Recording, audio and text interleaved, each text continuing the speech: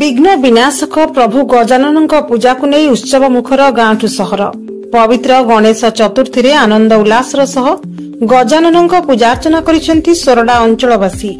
Club पूजा मंडप एवं शिक्षानुष्ठान गुड़िकरे base आडंबर सह गणेश पूजा पालित होइछि। चलित वर्ष सबुठारु आकर्षणीय पूजा पेंडाल निर्माण होइछि सोरडा ब्लॉक अधीन रे थिबा सुरमणी ग्राम रे। सुउच्च तोरण सुसज्जित आलोकमाला रे झलसी उठुछि सुरमणी गां। सिद्धि विनायक युवक संघ और गां लोकों सहयोग रे लगातार 2 वर्ष है बेस धूमधाम रे पालन करा जाउछि गणेशन पूजा।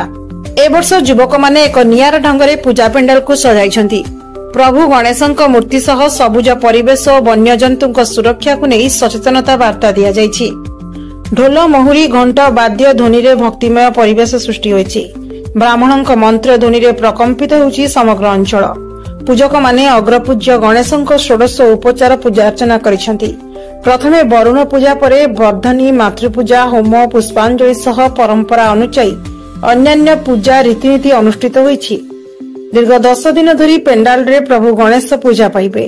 प्रत्येक दिन प्रसाद बंटन कराजिबो। एहा सह 1008 दीपदान ओडिशार सुनामधन्य कलाकार और प्रवचक मानकु नै एठारे प्रवचन प्रतिभा अन्वेषण महाभाव भजन पौराणिक नाटक आंचलिक सामाजिक और सांस्कृतिक कार्यक्रम कराजिबो। भक्त माने प्रतिदिन संध्यारे आसी प्रभु गजानन दर्शन करी सानिध्य लाभ करने सह सांस्कृतिक कार्यक्रम मजा नेबा पई पूजा कमिटी पक्षरु निवेदन करा जायछि।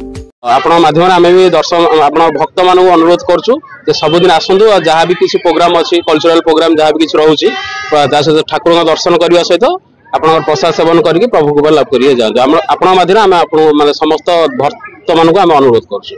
एटा होछि प्रभु गणेश आशीर्वाद ता सहित आमर जो युवक संघ अच्छा समस्त भल पाइबा बड़ मान आशीर्वाद जो एटा आज संभव हो पार्छ।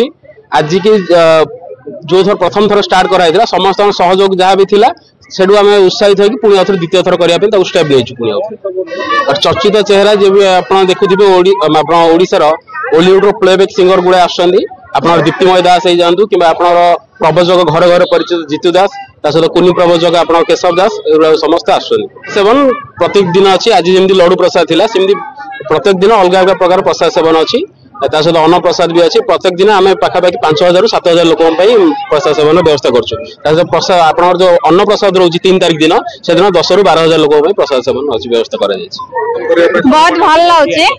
आज प्रथम थर गाँव एत बड़ आयोजन होती बहुत भल लगे शांति लगे कहना भगवान आज बहुत बड़ दिन में एत बड़ प्रोग्राम आज भल लगे कहना आम भी गणेश चतुर्थी उपवास रखी था आ गणेश चौड़ी 11 दिन रहे भगवान रे 11 दिन गाँव भल लगे बहुत गहली आज भीड़ भी अच्छी श्रद्धा मैंने बहुत गुड़े आसी गाँव में एत बड़ आयोजन हेले बहुत खुशी लगे से भल लगे।